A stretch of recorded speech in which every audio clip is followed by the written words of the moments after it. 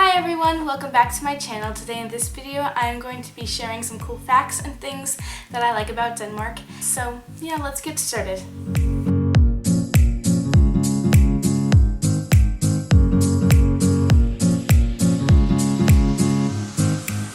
So the first thing is that they have bike paths everywhere. Bike paths are not like bike lanes like they have in the US where it's just on the road. They are a completely separate mini road on the side of a main road. So they're about the size of a sidewalk, maybe a little bigger. And they have 2 lanes mostly, sometimes they only have 1. And then it's a lot safer for the bikers than being on the main road next to all the cars. They also have bridges that you can go under and like little tunnels and separate ways that go off the main roads, which may take a little longer, but it's also a lot safer and it's like a scenic road. So the second thing is that most of the houses here are brick, and I really love the brick houses style, I guess is what you can say, and I really like it, and I just thought that that was a cool thing to mention. Most of the houses here are made out of brick, and I just think it's a really cute style. Number 3 is that most of the supermarkets here have self-serve candy stations, and these stations they have them in the US too. I've seen them in the US. But they also have it cheaper on Fridays, which is probably because, you know, it's the end of the week and so they're trying to get rid of it and it's cheaper, so it's not as good as like the fresh candy in the week, but it's still cheaper candy.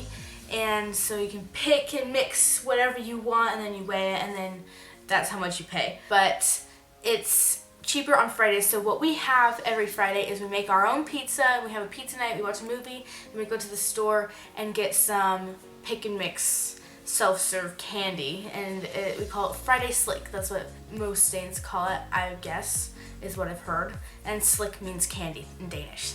So I thought that that was also a cool thing to mention, that they have like cheaper candy on Fridays, and that's a cool, I guess, mini tradition. Number 4 is that classes in school stay together, like in their class, pretty much the entire way up from basically kindergarten to the end of 9th grade, which is about 10th grade in American grades.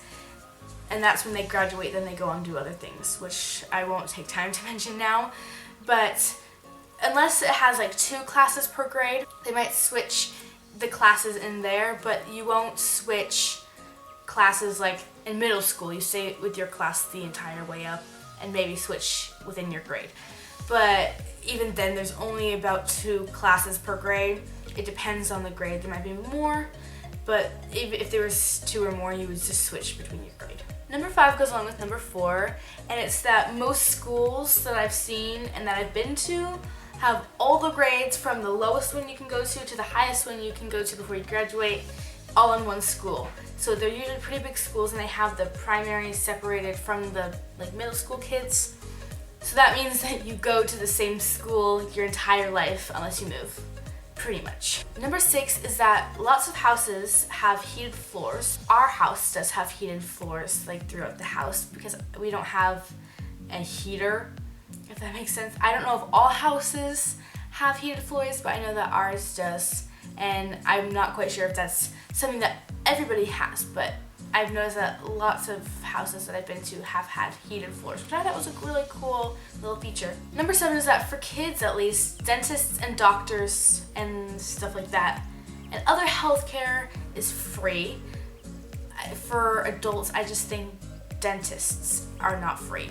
I am not completely sure, and I haven't gotten all information, so I could be wrong, but from what I know, for kids at least, dentists and doctors and other things like that are free. So the next one is that we have a lot of walking streets. Here they call them gågader, which literally translates to go street, which means like a walking street. And they have like these cool outdoors, like where you can go shopping and go get some food, and it's really, really cool, and I really like them. And they have them in almost every city. Well, not some of the small cities, but in some of like the more bigger cities, they have really nice go-go's. Number 9 is that you can fit 3 Denmarks in the state of Oregon, which I think is insane. Like, and that shows how small Denmark is, because you can fit 3 Denmarks in one state in the entire country of the US. And with that being said, Denmark's population is only about 5 million, which is not very much. And it's just crazy. And also, I've also noticed that some maps don't have Denmark even on there.